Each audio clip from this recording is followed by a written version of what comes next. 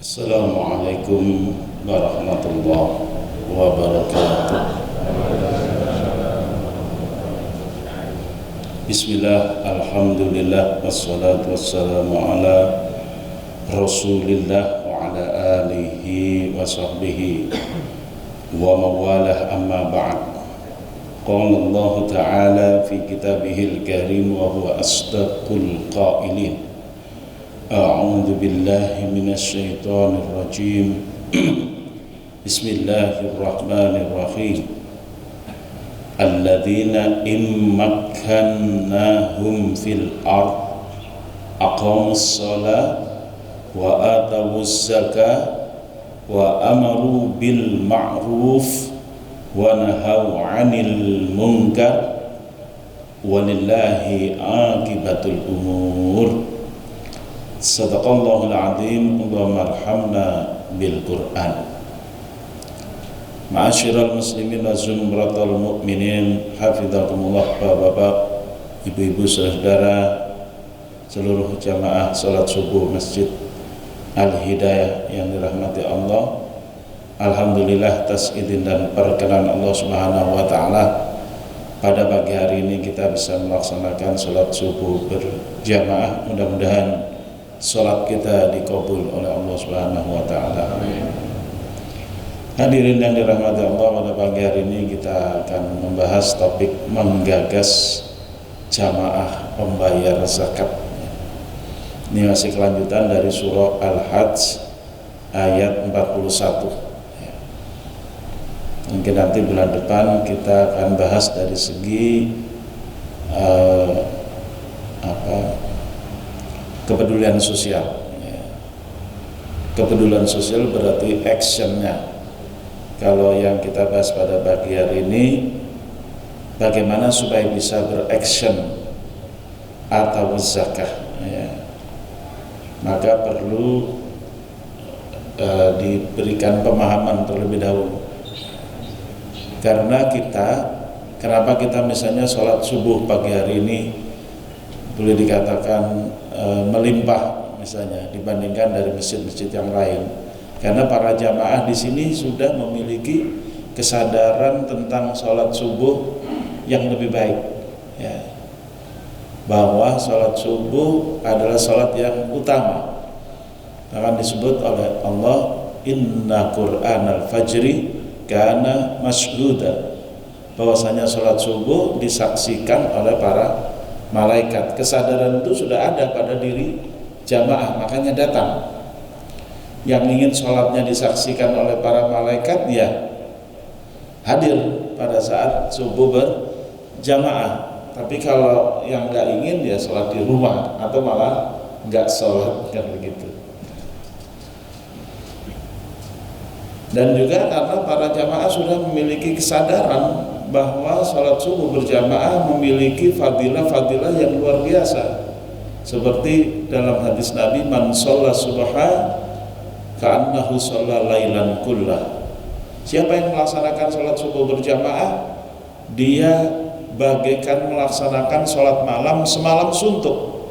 Yang pasti nggak mungkin kita bisa lakukan sholat malam dari habis isya sampai menjelang subuh selama kurang lebih 8 jam. Tidak mungkin itu kita lakukan. Karena sholat malam paling banter sehebat-hebatnya orang ya 1 jam, sehebat-hebatnya orang. Karena kita 2 rakaat tutup 1 witir, atau 4 rakaat tutup 1 witir, atau maksimal 8 rakaat tutup 3 witir, kan begitu. Tapi dengan kita subuh berjamaah, seolah-olah 8 jam kita sudah sholat malam. Juga Nabi mengatakan, man sholat subhana bahwa fi dhimmatillah. Siapa yang melaksanakan sholat subuh berjamaah, dia dijamin oleh Allah fi dhamanillah wa fi amanillah, baik jaminan sosial maupun jaminan keamanan. Dan juga Rasulullah mendoakan untuk yang sholat subuh berjamaah, Allahumma barik li ummati fi bukuriha, ya Allah berkailah umatku pada subuh pagi harinya. Nah, kesadaran ini, pemahaman ini, ketika ayat Quran dan hadis Nabi itu ada di benak kita dan kita pegang dengan hati kita, artinya dalam hati kita selalu memegangin itu, maka mau tidak mau, dan pastinya mau, ya, selalu mau, bukan mau tidak mau, selalu mau menyempatkan diri untuk datang subuh berjamaah. Kita kembali ke surah Al-Had ayat 41, alladzina immakkannahum fil ard aqamus shalah wa atawuz zakat wa amaru bil ma'ruf wa nahau 'anil munkar walillahi aqibatul umur. Orang-orang yang apabila kami kokohkan kedudukan mereka di muka bumi, aqamus shalah, mereka menegakkan salat, wa atawuz zakat, mereka membayar zakat, wa amaru bil ma'ruf, mereka menyuruh perbuatan yang ma'ruf, wa nahau 'anil munkar, dan mereka melarang dari perbuatan yang mungkar. Walillahi aqibatul umur, dan bagi Allah adalah akibat segala urusan. Hadirin yang dirahmati Allah, jelas ayat ini adalah ayat yang memberikan pernyataan bahwa orang-orang yang apabila kami kokohkan kedudukan mereka di muka bumi. Siapa mereka? Anzalnahum fi ardi Makkah, kata Ibnu Abbas dalam tafsirnya, yaitu mereka yang kami tempatkan posisi mereka, kekuasaan mereka atas kota Mekah, yang sebelumnya 8 tahun sebelumnya mereka diusir dari kota Mekah pada tahun 8 Hijrah atau 8 Hijriah. Mereka sudah kembali ke kota Mekah dalam jumlah gelar pasukan kurang lebih 10.000 orang, dan Mekah langsung bertekuk lutut tanpa syarat. Ini yang dimaksud dengan orang-orang yang kami kokohkan kedudukan mereka di muka bumi. Ibrahnya apa? Nah, kita kan ambil ibrahnya. Pelajarannya adalah kaum dimanapun dan kapanpun yang ingin dikokohkan kedudukan mereka di muka bumi, maka unsur-unsur kaum yang kokoh adalah pertama mereka aqamus shalah. Maksudnya adalah aqamus shalawatil khams, mereka yang menyempurnakan sholat jamaah 5 waktu. Wabil khusus subuh paling berat. Sholat yang paling berat bagi orang-orang munafik adalah sholat subuh dan sholat isya berjamaah.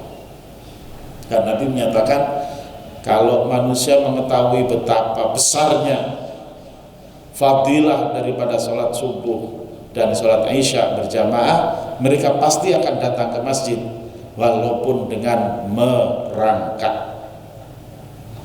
Jadi kalau kita ke sini masih bawa mobil itu belum apa-apa sebenarnya, ya. Baru hebat kalau datang ke sini walaupun dengan merangkak. Artinya sebenarnya ya kalau zaman sekarang sudah dikasih surat oleh dokter untuk absen dan sholat subuh, ya begitu. Tapi kata Nabi, walaupun merangkak tetap datang, karena betapa besar fadilahnya. Nah, kita lihat sekarang setelah aqamus shalah, sudah pernah saya terangkan kewajiban-kewajiban DKM untuk menyediakan tempat sholat yang bagus, ya, imam yang bagus, meningkatkan kualitas jamaah, ya, tentu sebelumnya adalah kualitas imamnya juga, bagaimana mendekati baginda Rasulullah SAW dan makmumnya mendekati para sahabat, ya. Yang kedua adalah wa atawuz zakat, mereka membayar zakat. Ini ada 2 aspek yang nanti akan saya urai. Untuk yang hari ini adalah bagaimana kita menggagas agar jamaah kita atau kita sebagai jamaah bisa membayar zakat atau masuk wajib zakat, atau istilahnya masuk muzakin, di mana kenyataan masyarakat atau masjid di mana-mana hari ini mayoritasnya yang aqamus shalah tidak atau zakat, karena kebanyakan masih termasuk minal mustahikin, ya, masih senang jadi mustahik atau tidak sadar ternyata terkelompok dalam mustahik, ya. Ada yang senang, ya saya masuk amil zakat, ya amil zakat itu termasuk mustahikin. Padahal yang diharapkan dalam ayat ini, walaupun bentuknya adalah berita, khabar, ya kan itu bentuknya khabar. Alladzina immakannahum fil ard aqamus shalah wa atawuz zakah wa amaru bil ma'ruf wa nahaw 'anil munkar. Al-ayat, orang-orang yang apabila kami kokohkan kedudukan mereka di muka bumi, mereka menegakkan sholat, mereka membayar zakat, mereka melakukan amar ma'ruf, mereka melakukan nahi mungkar. Bentuknya khobar, informasi, tapi adalah wajib statusnya, ya, karena sholat wajib, zakat juga wajib. Jadi seolah-olah di sini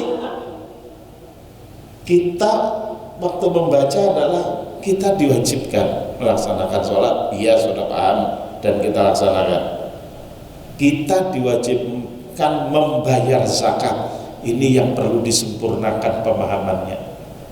Kalau zakat fitrah ya sudah tidak perlu dibahas lagi, tapi yang kita bahas adalah zakat mal.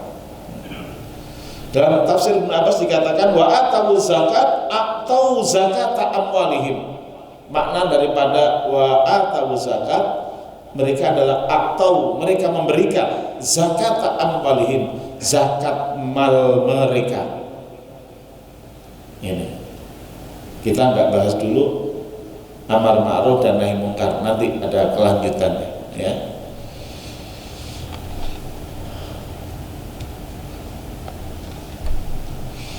Orang-orang yang membayar zakat dalam Al-Had ayat 41 ternyata dipuji oleh Allah Subhanahu wa taala dalam surah Al-Baqarah ayat 277. Nah, sebelum kita membahas bagaimana gagasan agar kita bisa menjadi pembayar zakat, kita lihat dari segi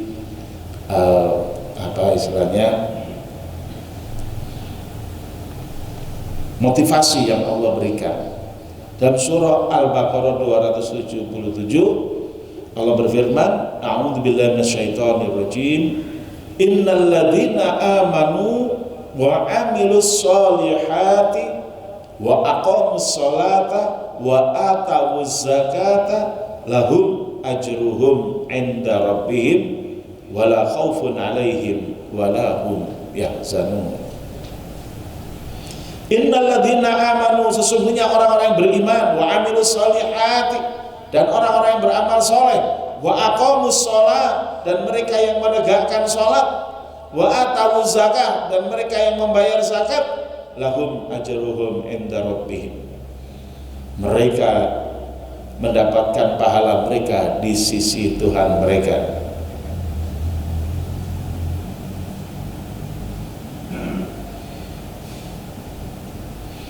Wala khaufun 'alaihim wala hum yahzanun, tidak ada rasa takut dan tidak ada rasa sedih hati di hari kiamat nanti, terutama pada saat manusia dalam keadaan takut.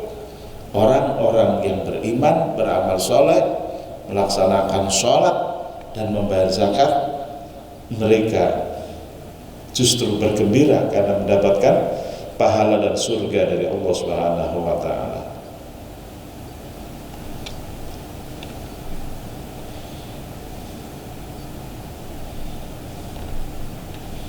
Dan tafsir Al-Qasimi dikatakan wa atawu zakat atau zakat amwalihim, yang dimaksud wa atau zakat, mereka membayar zakat, adalah atau zakat amwalihim, mereka memberikan zakat mal mereka, allati hiya ajlu asbabi fadilatil jud, yang ini merupakan sebab dari keutamaan jud, orang yang pemurah, orang yang enggak gini ya, tangannya enggak gegem gini, tapi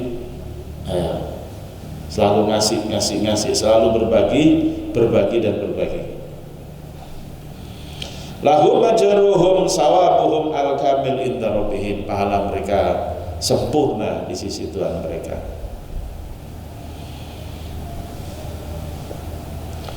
Dan untuk memunculkan orang-orang pembayar zakat ini, pemimpin amir ya, imamul a'dham, pemimpin besar, imam besar, diberi wewenang untuk mengambil zakat ini.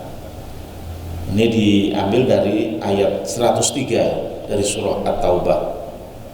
Rasulullah SAW diminta oleh Allah Subhanahu wa taala mengambil harta mereka. Khudz min amwalihim shadaqatan tutahhiruhum wa tuzakkihim biha wa sholli alaihim inna sholataka sakanul lahum wallahu sami'un alim. Dalam surah At-Taubah ayat 103 ini Allah memerintahkan kepada baginda Nabi SAW agar mengambil harta mereka. Siapa mereka ini? Asbabun nuzul daripada ayat ini terkait dengan kurang lebih 3 orang yang ketinggalan dalam jihad fisabilillah dalam perang Tabuk. Perang Tabuk ini adalah perang yang dilakukan oleh Rasulullah naboi orang-orang Romawi, jauhnya 700 kilo. Ya, dikatakan perang yang berat. Rasulullah membawa 30.000 pasukan. Perang terbesar yang mungkin terjadi ketika Rasulullah membawa 30.000 pasukan. Ya. Raja Sriwijaya saja pada masa yang kurang lebih sama, namanya Dapunta Hyang, itu cuma membawa pasukan 22.000. Rasulullah membawa pasukan 30.000. Tapi memang tidak terjadi perang karena tentara Romawi melarikan diri, meninggalkan kota Tabuk. Ya. Hanya saja di situ ada satu peristiwa bahwa umat Islam yang tidak ikut berjihad fisabilillah, ya, mereka bermasalah karena jihad fisabilillah adalah kewajiban. Orang-orang munafik saja yang meminta izin untuk tidak ikut berperang. Jadi yang minta izin itu indikasi bahwa mereka itu munafik. Ini ada orang-orang yang tidak minta izin karena mereka bukan munafik, tapi tidak ikut berperang, ketinggalan berperang karena keteledoran.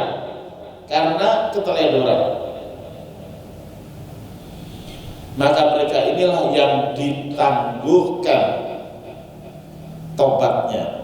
Makanya ini kemudian terdapat dalam surah At-Taubah.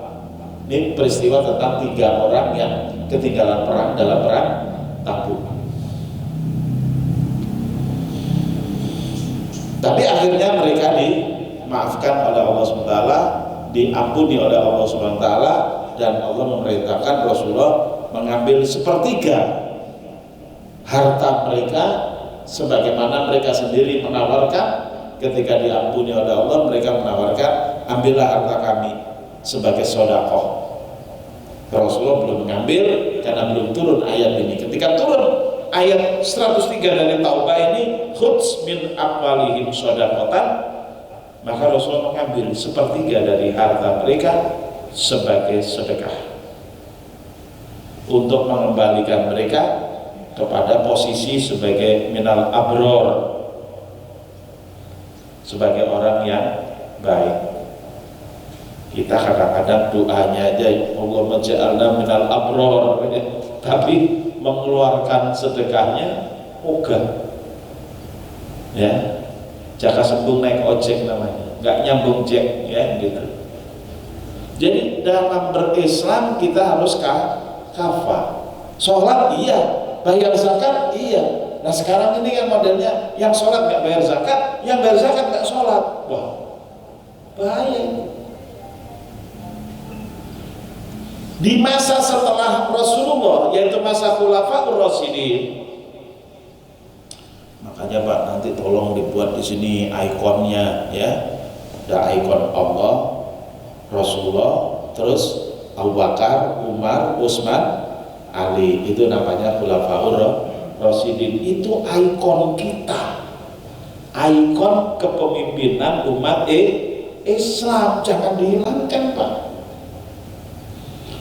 Mungkin dengan memasang ikon itu manfaatnya luar biasa. Kita jadi mikir, oh ada Abu Bakar, ya, oh ada Umar, oh ada Utsman, oh ada Ali. Kalau di masjid-masjid tradisional biasanya baru dibunyiin waktu sholat tarawih ya. Al-Khalifatul Awwal Sayyidina Abi Bakr Siddiq radhiyallahu anhu, begitu ya. Ada nggak? Kita ini masjid modern ya, kita nggak pakai gitu-gitu ya. Tolong ditulis itu ikon ya. Jangan kita ikonnya malah simbol-simbol ikon yang nggak mengantarkan ke surga, malah kita tulis itu yang mengantarkan ke surga. Kenapa? Ada hadisnya. Kata Nabi, alaikum bisunnati wa sunnatil khulafa'ir rasyidin al-mahdiyyin addu 'alaiha bin nawajib. Itu hadisnya. Kalian wajib mengikuti sunnahku dan sunnah khulafa'ur rasyidin al-mahdiyyin yang mendapatkan petunjuk. Addu 'alaiha bin nawajib. Gigitlah sunnah-sunnah itu dengan gigi geraham kalian. Pernah dengar kan Pak hadisnya? Ada, silakan dicek sendiri ya. Kalau belum ketemu nanti WA ke saya, nanti tak balesin ya gitu. Supaya hati kita nyambung. Sekarang kan biasanya orang kan gitu ya, habib-habib ya, kiai-kiai ngomong, ilmunya bersanad gitu kan. Sanad itu kepada siapa? Paling pangkal sanad itu kepada Nabi Muhammad Sallallahu Alaihi Wasallam. Setelah itu siapa? Para sahabat. Di antara para sahabat yang paling mulia siapa? Ya Khulafaur Rasyidin, itu namanya. Nah kalau kita nggak pernah memasang gimana ilmunya bersanad, sanad dari pesantren ini, pesantren itu, tahu kemana tuh lanjutannya? Mestinya kepada baginda Nabi Sallallahu Alaihi Wasallam. Ya, sebelum Nabi adalah para sahabat. Nah, kita kembali ke pembahasan kita. Jadi orang-orang yang mengakui dosanya tidak ikut berjihad pada perang Tabuk itu diambil hartanya setelah mereka menawarkan, lalu turun firman Allah dalam surah At-Taubah ayat 103, lalu diambil oleh Nabi. Itulah ya yang menjadi dalil bagi para ulama untuk menyatakan bahwa pemimpin punya wewenang untuk mengambil zakat. Itulah kenapa di masa Khalifah Abu Bakar Siddiq yang nggak mau bayar zakat sampai diperangi. Kata Abu Bakar Siddiq, kalau sekiranya kalian menolak membayar zakat cuma sekedar tali kekang kuda saja yang biasa kalian bayar kepada Nabi Muhammad, karena orang-orang Arab waktu itu berpikir ini khut min awalih, ini kan khut itu kan ya Muhammad, bukan ya Abu Bakrin gitu. Maka mereka baiat, mereka menyatakan kesetiaan, tetap sholat tapi nggak mau bayar zakat. Untuk Abu Bakar memerangi mereka, kalau nggak memerangi itu menjadi presiden buruk Pak. Kenapa? Kalau kata Abu Bakar umpama ini Abu Bakar, ya wis nggak usah bayar, yang penting kamu sholat. nggak usah bayar zakat. Nanti khalifah berikutnya mereka datang lagi,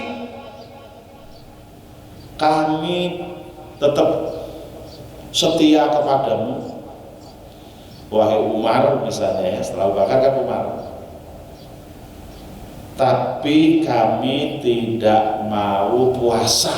Misal dulu kami sudah minta, kami sholat tapi nggak mau bayar zakat, dan diberi dispensasi oleh Abu Bakar sehingga kami nggak bayar zakat.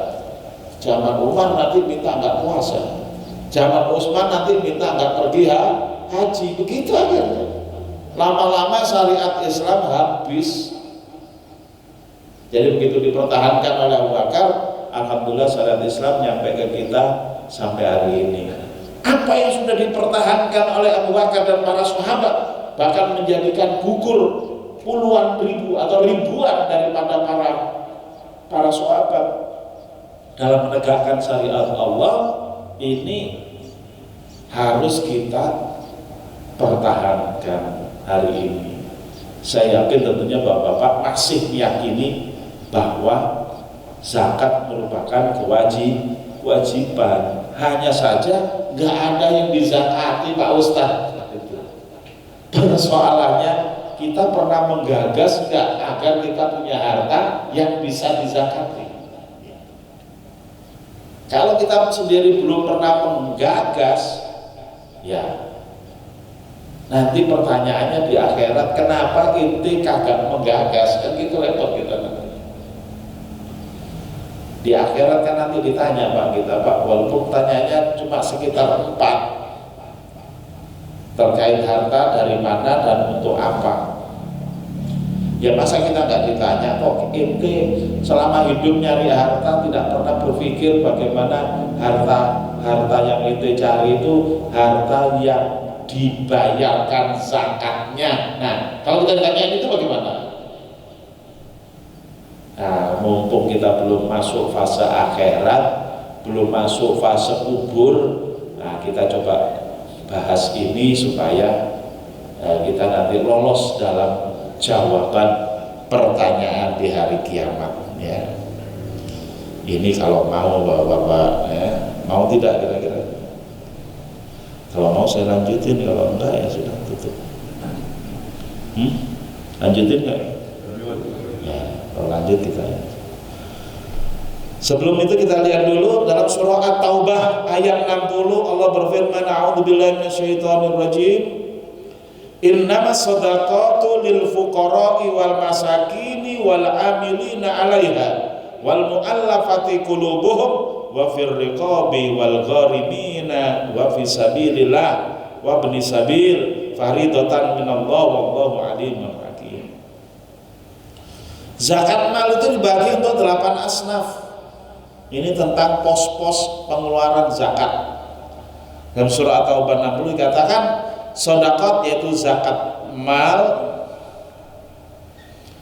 itu diberikan kepada fuqara, masakin, amilin, al-mu'allafatu qulubuhum, fir riqab, gharimin, fi sabilillah, wa ibni sabil. Ini jarang kita bahas karena nggak ada dalam kenyataannya, ya. Kebanyakan ya untuk fuqara dan masakin. Fuqara dan masakin aja kita sendiri nggak paham karena kan memang jarang menyentuh faktanya. Orang baru paham kalau kita menyentuh fakta. Fuqara itu siapa? Alladzina la yajiduna ma yaqu mauqi'an min kifayatihim, yaitu yang nggak punya apa-apa. Masakin punya tapi nggak cukup. Al-amilina 'alaiha, yaitu untuk para petugas zakat, baik penulisnya, pengumpulnya, pembaginya, itu semua termasuk amilin. Sekali lagi kita nggak membahas zakat fitrah Pak ya, tapi ini zakat mal. Memang sudah ada UPZ gitu ya, tapi kita harapkan di masjid-masjid itu bisa didirikan ya. Karena yang khuds ini mestinya adalah pemerintah, tapi pemerintah yang mana yang betul-betul menegakkan syariat Allah Subhanahu wa Ta'ala, bukan yang cuma mengeksploitir saja, yang bikin kita terbengong-bengong ya. Haji jadi nggak ada karena ternyata hilang duitnya. Dari 120 triliun 18 miliar, triliunnya hilang, tinggal 18 miliarnya. Gimana bisa memberangkatkan haji? Nggak tahu ini tahun ini ada haji apa enggak. Begitu. Kalau umroh sih sudah ada, itu bayar sendiri masing-masing ya. Wallahu a'lam. Kemudian wal mu'allafatu qulubuhum. Jadi tadi amilin kita harapkan di tiap masjid ada. Yang kedua, yang keempat al mu'allaf qulubuhum. Nah, ini mu'allaf ini banyak yang salah paham. Cuma dibilang orang yang baru masuk Islam. Padahal pengertian al-mu'allafatu qulubuhum itu apa? Yang dibujuk hati mereka. Itu pengertian. Secara letterlet, al-mu'allafatu artinya yang dibujuk. Qulubuhum, hati mereka. Berarti bagaimana ini?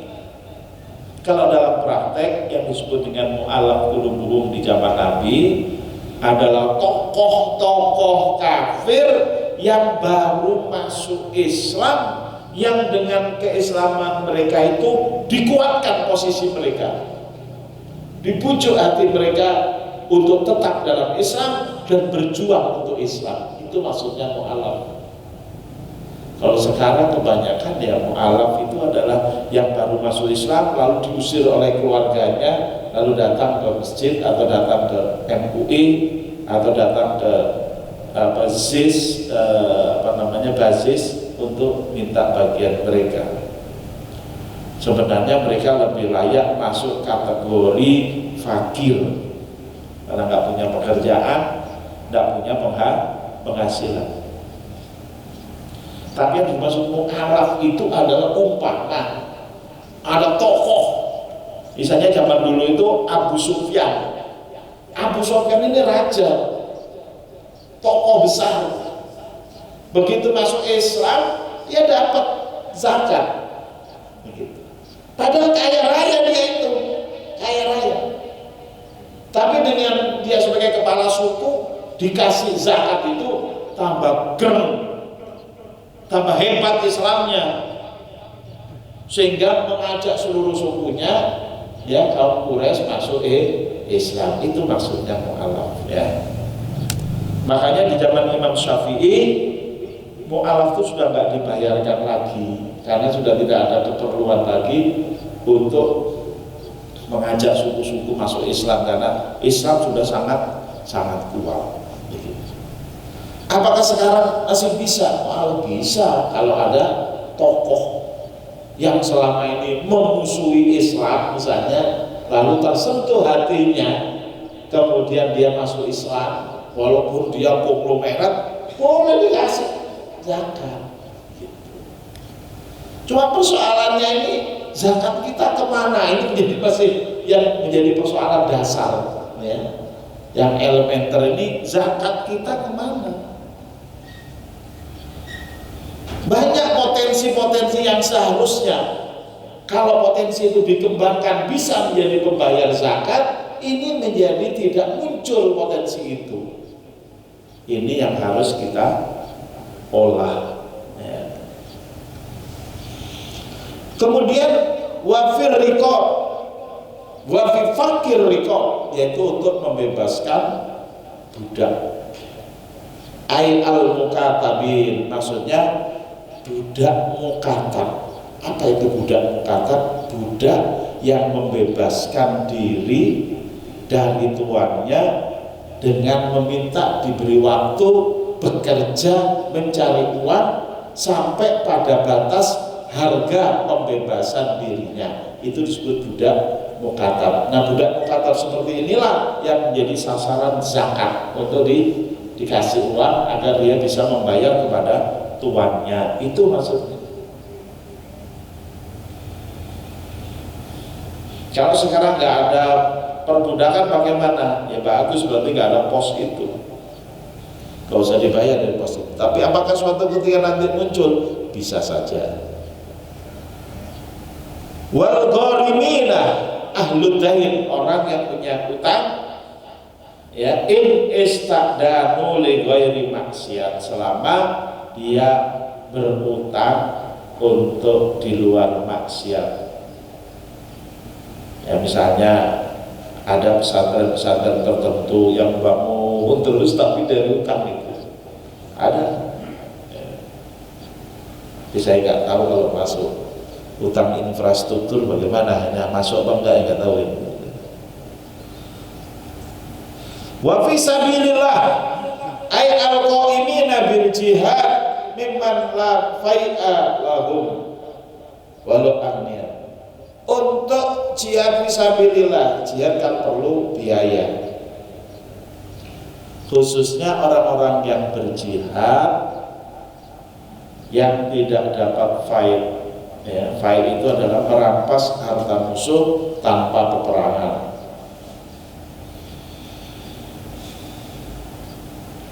Maka di sini harta zakat bisa diberikan kepada mereka.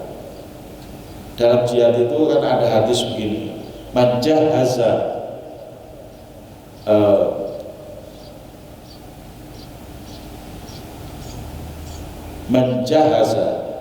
jaishan, ya, siapa yang memberikan bekal untuk seorang mujahid, maka dia mendapatkan pahala seperti orang yang berjihad, ya. Jadi man jahaza jaisan yujahidu fi sabilillah, ya, ka'annahu jahada, maka dia pahalanya seperti dia ikut berjihad. Dari sinilah bisa kita pahami kenapa diberikan harta zakat untuk orang yang qaimina bil jihad, yang melaksanakan jihad. Kemudian Ibnu Sabil, yaitu al-munqati fi safari, yaitu orang Ibnu Sabil adalah mereka yang safar, ya. Khususnya di masa lalu itu banyak yang orang safar mencari ilmu, ini yang dapat harta zakatnya. Jadi kalau zaman dulu orang mencari ilmu nggak seperti sekarang, ya, cuma di satu kampus selesai dapat gelar ya sudah selesai. Kalau zaman dahulu misalnya mengambil ilmu di kota Basra, selesai ulama di sana pindah ke kota Kairo, menyelesaikan seluruh ilmunya ulama di sana, terus pindah-pindah, yang seperti itu disebut dengan Ibnu Sabil, orang yang kehabisan bekal dalam perjalanan yang tidak maksiat. Kemudian harta zakat ini dibagi-bagi oleh imam. Jadi imam di satu kota, kalau sekarang ya imam di satu masjid, atau ketua DKM apa ketua yayasan itu yang punya wewenang. Kalau kita umpama mampu mengatur zakat itu di seputar jamaah masjid kita.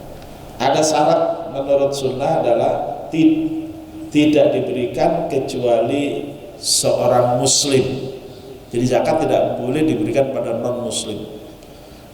Beda dengan kurban, ya. Kalau kurban boleh untuk non muslim. Kemudian tidak boleh kepada seorang Hashimiyan wala Mutalibiyan. Tidak boleh untuk Habib. Jadi Habib tidak berhak atas zakat. Jangan sampai keliru, ada orang aku Habib malah minta zakat. Nah itu berarti nggak ngerti kehabibannya, ya begitu. Kemudian pertanyaannya, jenis-jenis harta yang harus dizakati atau dikeluarkan zakatnya apa saja? Ada beberapa, diantaranya yang paling penting adalah zakat tijarah. Ini yang paling dinamis, bisa berlaku kapan saja, di mana saja, dengan mata dagangan apa saja.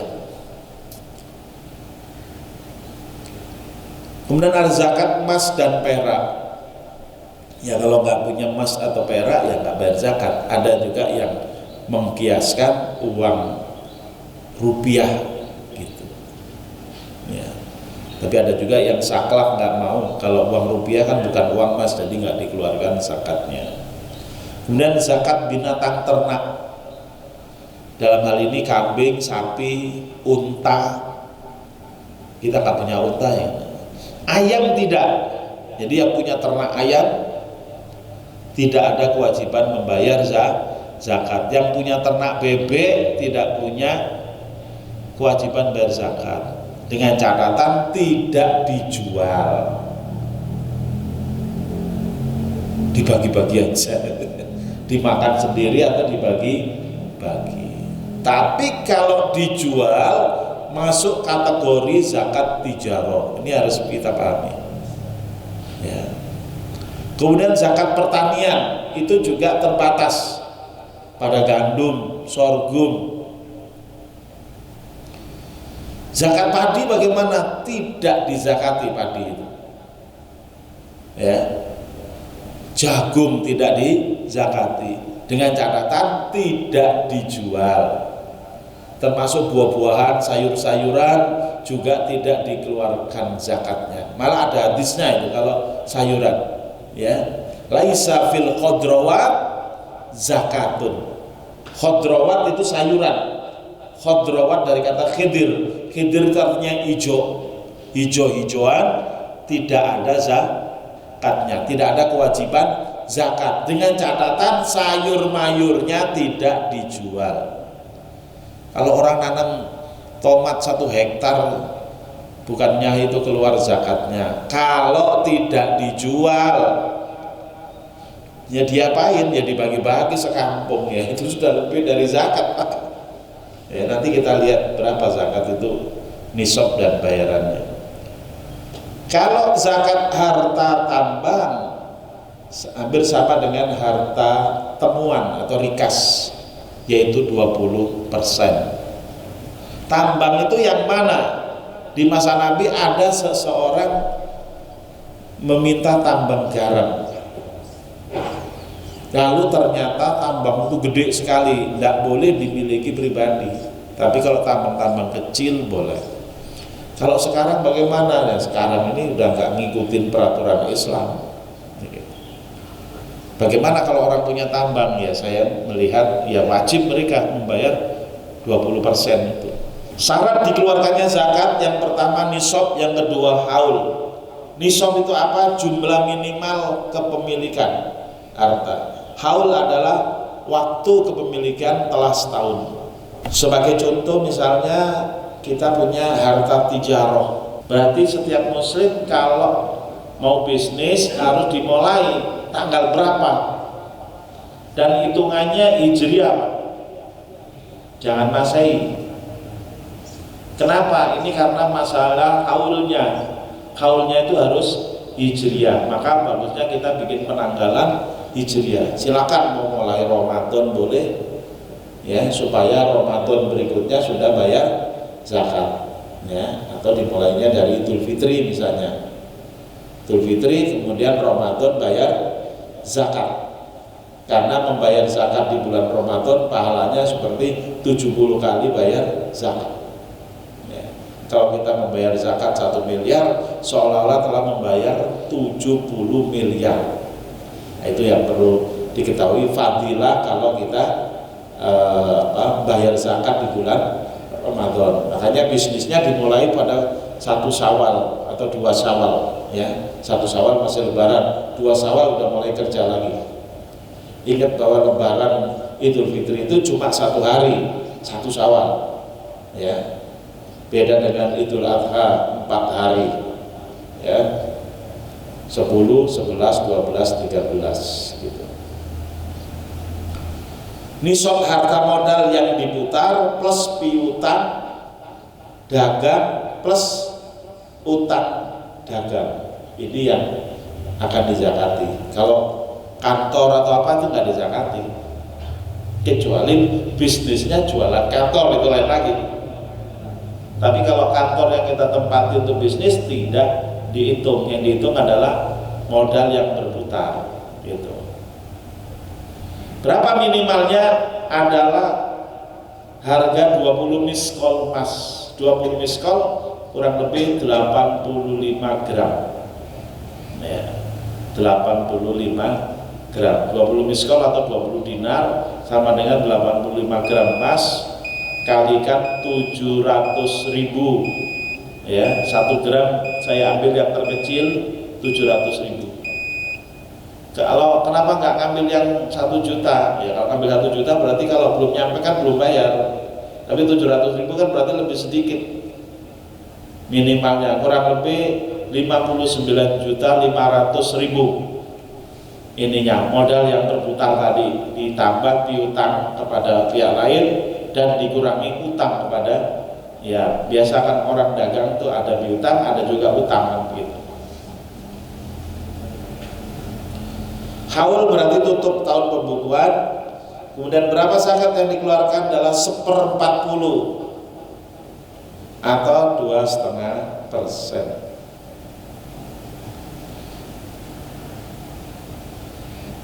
Tijarah dalam komoditi apapun terkena zakat, termasuk bisnis harta anak yatim. Ini perlu kita ketahui bagi bapak-bapak saudara yang diberi amanat mengelola harta anak yatim. Yang saya maksud di sini bukan panti asuhan anak yatim, bukan. Umpama kita punya ponakan, bapaknya meninggal, bapaknya itu mungkin saudara kita, kakak atau adik kita meninggal, tapi hartanya banyak. Tidak semua anak yatim itu perlu disantuni, Pak. Kalau anak yatim tapi tinggalan orang tuanya miliaran, ya nggak perlu disantuni. Tapi dia meninggalkan harta. Dalam hal ini syariat mengatur. Nabi bersabda, man waliyah yatiman lahumal fal yutajir bihi hatta la taqulahu shadaqah. Siapa yang menjadi wali anak yatim yang punya harta, hendaknya dia membisniskan hartanya hatta la taqulahu shadaqah, supaya harta anak yatim itu tidak habis dimakan zakat. Nah di sini berarti apa? Ada bisnis, ada harta anak yatim, ada bisnis, ada zakat. Berarti kita harus memperhatikan hal ini. Tidak boleh kita menyia-nyiakan harta anak yatim itu sampai habis. Tidak boleh. Haram hukumnya. Mungkin selama ini kita nggak perhatian. Apalagi kalau ada justru pamannya nyerobot harta anak yatim. Na'udzubillah min dzalik. Tidaklah dia seorang itu memakan harta anak yatim kecuali api yang dimakan itu. Ada ayatnya itu. Hati-hati Pak, jangan sampai kita makan api. Ya, harta anak yatim itu adalah api. Tapi kita harus bisniskan supaya harta itu berkembang. Begitu harta itu berkembang, kita yang membisniskan boleh mengambil keuntungan sebagian. Ya, mudharabah misalnya ya di situ. Kita ambil keuntungan boleh. Tapi jangan bikin bisnis yang merugi kemudian habis harta anak yatim itu, tanggung jawab di akhirat berat nanti Pak. Begitu harta itu untung, anak yatim itu terjaga oleh hartanya, dikeluarkan zakatnya, harta itu tetap terus berkembang dan berkah. Ini yang harus kita perhatikan.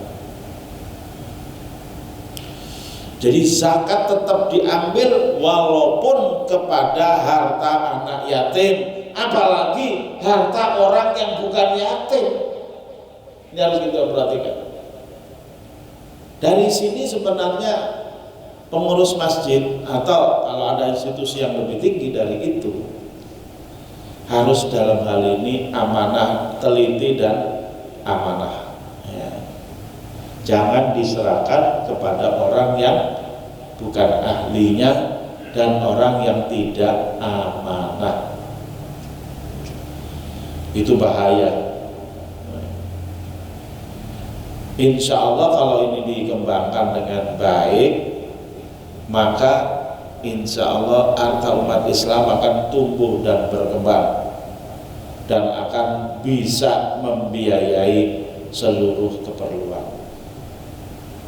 Bayangkan misalnya kalau masjid seperti Al-Hidayah ini saya perkirakan jamaahnya paling tidak 50% sudah wajib zakat. Benar nggak Pak kira-kira? Ada nggak 50% wajib zakat? Itu belum dikembangkan. Kalau dikembangkan mungkin bisa 100% wajib zakat. Kalau bapak-bapak ini 100% wajib zakat, maksudnya bisa mewujudkan apa yang ada dalam surah Al-Hajj ayat 41 itu. Alladzina immakannahum fil ard, orang-orang yang kami kokohkan kedudukannya mereka di muka bumi, kedudukan ekonominya, kedudukan politiknya. Aqamus sholat, mereka menegakkan sholat, atau zakat, mereka membayar zakat. Kalau itu sudah penuh, gampang yang berikutnya Pak. Amru bil ma'ruf nahi 'anil munkar itu gampang. Tapi dua ini harus kita rapikan dulu. Insya Allah akan muncul umat yang kokoh. Ya. Saya lanjutkan dulu. Zakat atas emas dan perak. Harta perhiasan wanita tidak dizakati. Ini harus kita paham. Jadi kalau bapak gak ingin bayar zakat, ya, tapi ini keinginan yang keliru, nggak ingin bayar zakat. Ya, saya punya teman kalau berdoa di multazam, ya, di Mekah sana maupun di Raudhah di Madinah selalu, ya Allah jadikanlah aku pembayar zakat terbesar. Mudah-mudahan dia betul-betul melaksanakan doanya itu. Jangan lip service ya kepada Allah Subhanahu wa taala. Kan keren itu doanya. Bukan berdoa ingin jadi orang kaya, tapi ingin jadi pembayar zakat terbesar. Nah, kalau pembayar zakat terbesar seluruh hartanya dizakati, wah dahsyat. Jadi Nabi bersabda begini, laisa fil khuliyyi zakatun. Perhiasan wanita tidak ada zakatnya. Apa itu? Kalung, gelang, bingel yang dipakai wanita tidak ada zakat. Kalau cincin laki-laki bagaimana? Ya, ulama berpendapat bahwa laki-laki tidak boleh pakai cincin emas, haram hukumnya. Tapi kalau ada misalnya bagaimana? Ya di samping haram, dia tetap wajib membayar zakat cincin emas itu. Nah ini repot, udah dosa suruh bayar zakat lagi. Makanya kalau mau beli cincinnya jangan emas, ya. Cincin apalah yang tidak terkena hukum zakat, ya. Akik aja kali ya. Nah, jadi jangan cincin emas. Kalau cincin emas kena zakat. Kalau punya perempuan walaupun ada 20 kilo, 20 ton tetap gak bayar kalau itu bentuknya perhiasan. Kalau uang emas bagaimana? Itu yang terkena bayar zakat. Dan di masa Nabi, masa Khulafaur Rasyidin dan khilafah-khilafah berikutnya, memang uang itu tidak kertas tapi dari emas, baik dalam bentuk dinar yang tadinya itu Romawi maupun perak dirham yang tadinya adalah Persia.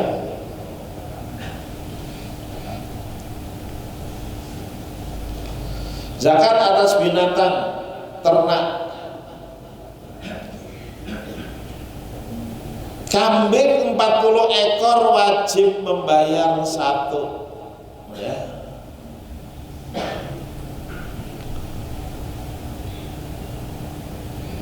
Saya lihat ternak-ternak di sekitar sini, sekitar komplek kita ini, ya banyak kan orang punya 5, 10, kan belum wajib bayar zakat. Kenapa nggak kita inspirasi, ada inspiring dari bapak-bapak, mungkin kerjasama bapak-bapak, supaya kambingnya jangan 5 atau 10 tapi 40.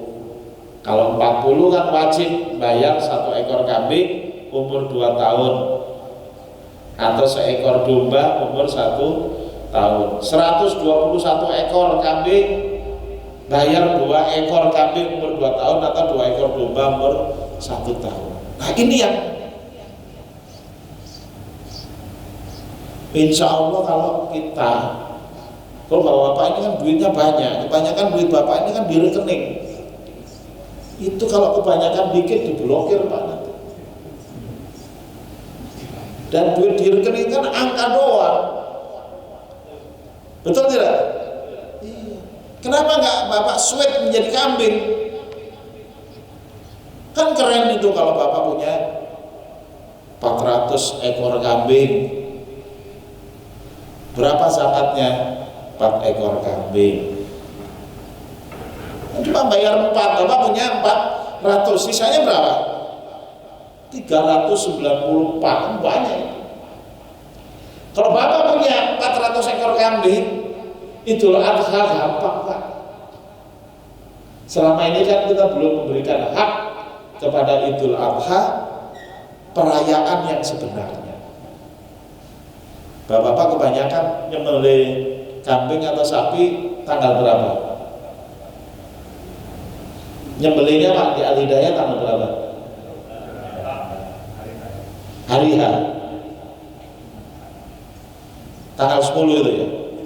Kalau tanggal 11 Bapak nggak nyembelih.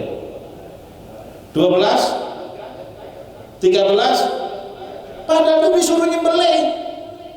11, 12, Bapak nggak boleh puasa, haram puasa Bapak. Kalau Bapak haram puasa kan berarti disuruh apa? Suruh makan kan? Sambil makan kita besarkan syiar Idul Adha. Kambing itu termasuk syiar. Kan ada ayatnya, wal budna ja'alna lahum min sya'airillah. Dan unta kami jadikan buat mereka termasuk syiar agama Allah. Kalau unta syiar agama Allah, kambing sama enggak? Sama.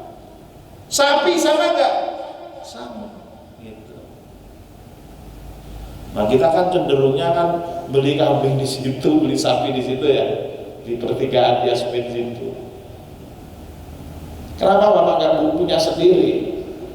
Sedangkan Bogor ini sekitarnya ini banyak Pak, ya daerah-daerah mana itu Gadok, Bojongkoneng, Babakan Madang itu banyak umat Islam yang kita bisa titipin.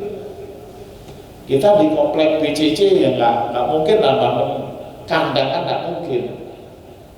Kalau kandang berisi 100 ekor kan nggak mungkin. Tapi kita bisa titipin, kita kerjasama sambil kita mengayakan orang-orang kampung.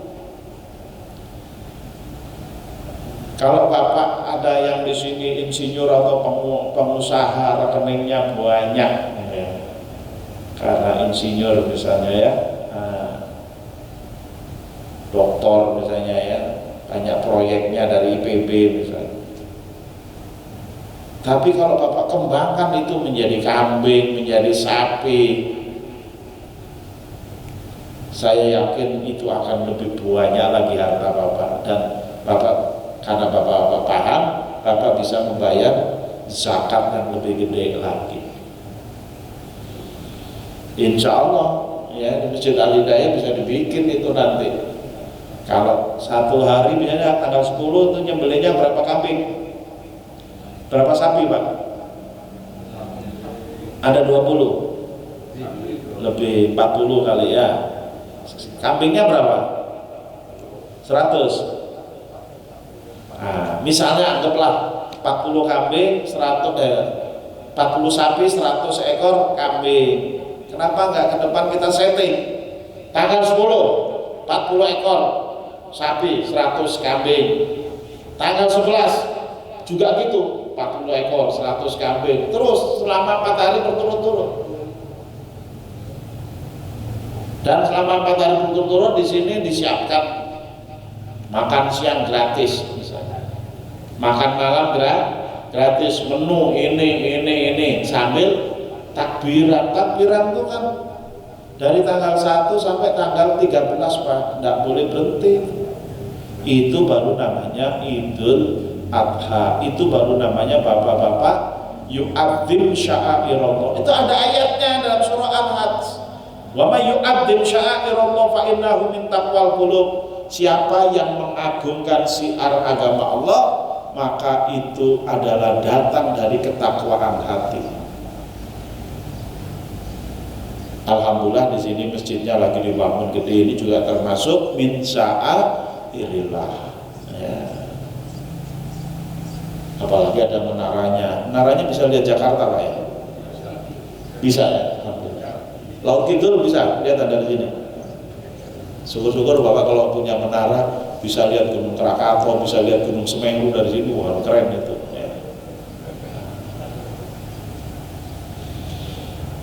Tapi yang lebih keren lagi, Bapak 4 hari berturut-turut nyembelih sapi dan kambing, itu jauh lebih keren. Ya. Dan setiap orang yang datang ke masjid makan gratis, wah itu keren banget. Nanti yang mau protes nggak jadi Pak, mau protes, makan dulu. Setelah makan udah nggak jadi protes Pak. Kira-kira yang orang punya potensi mau protes, kasih makan yang banyak tuh. Udah kekenyangan ya udah cicing langsung begitu. Itu namanya soft power ya begitu. Semua itu bisa kita bikin kalau kita tadi mengembangkan supaya bayar zakat, melaksanakan satu ayat aja, bahkan sebagian ayat. Alladzina immakannahum fil ard aqamus shalah wa atawuz zakah. Itu kembangannya luar biasa. Nah, mudah-mudahan ini sedikit gagasan dari saya, bapak-bapak yang melaksanakan ya. Mudah-mudahan kita semua dapat pertolongan dari Allah Subhanahu wa taala, keberkahan ya, dan mudah-mudahan keridhaan Allah Subhanahu wa taala. Kita tutup dengan doa kafaratul majelis. Subhanakallahumma wa bihamdika asyhadu an la ilaha illa anta astaghfiruka wa atubu ilaik wa lakum minkum. Wassalamualaikum warahmatullahi wabarakatuh.